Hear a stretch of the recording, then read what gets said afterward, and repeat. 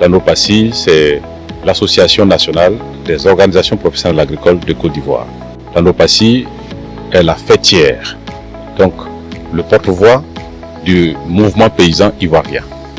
En termes clairs, c'est le patronat du monde agricole de Côte d'Ivoire.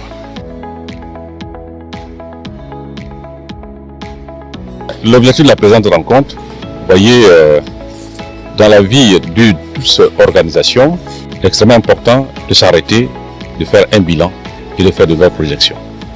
Donc, l'ARCO 2025, c'est quoi?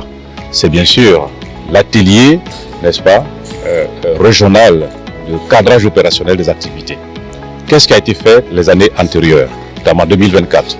Et qu'est-ce qui va être fait en termes de projection, de planification les années à venir, donc 2025? Donc, il était important que tous les acteurs puissent se mettre ensemble, réfléchir, voir les acquis, les réussites, aussi les faiblesses que nous avons connues dans le parcours, dans l'exécution des différents projets. Voilà, en gros, c'est ce que nous retenons.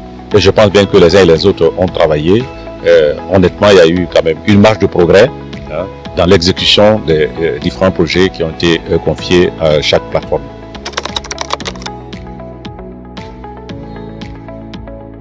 En termes de défis, il y en a plusieurs. Mais je vois d'ailleurs, face, n'est-ce pas, à ce fléau mondial qui est pratiquement le réchauffement climatique, ce défi de la sécurité alimentaire se pose. Voyez-vous, comment nourrir nos populations? Comment faire en sorte effectivement qu'on ait de l'eau de manière à ce qu'on ne soit pas à la merci, n'est-ce pas, à la générosité, n'est-ce pas, du bon Dieu. Donc moi je pense bien qu'il est important de pouvoir trouver tout un mécanisme pour que véritablement on puisse atténuer ce risque, ou on puisse s'adapter de manière à ce qu'on puisse vraiment faire notre agriculture sereinement. C'est un défi, ma chère. Et je parlais de l'eau également. Mais comment faire en sorte effectivement que partout sur notre région, tous les producteurs aient accès à l'eau? Ce n'est pas tout le monde qui est au bord des cours d'eau. Mais comment faire en sorte qu'on ait un plan, n'est-ce pas, de forage par exemple, de manière à ce que les exploitations soient irriguées et des irrigations d'appoint. Autre défi, c'est bien entendu comment faire en sorte qu'on ait des financements adéquats, des financements pérennes. C'est important. On ne peut rien faire sans argent. Donc il nous paraît essentiel, et même une évidence, que ces exploitations familiales puissent accéder au financement. Mais nous pensons qu'on doit avoir des relations plus poussées avec effectivement des banques.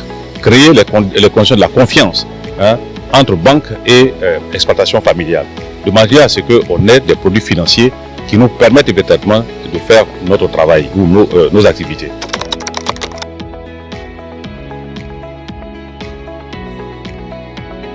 Donc nous pensons que le fait d'abord de dire que ce n'est pas une subvention, mais qu'on appelle ça un contrat, donc ça nous rappelle à cette notion d'agriculture sous contrat, de manière à ce que le producteur ait un produit ait accès à un marché, disons, plus rémunérateur. C'est, de notre point de vue, c'est un financement important qui va nous permettre vraiment de booster l'agriculture et surtout améliorer les revenus des producteurs.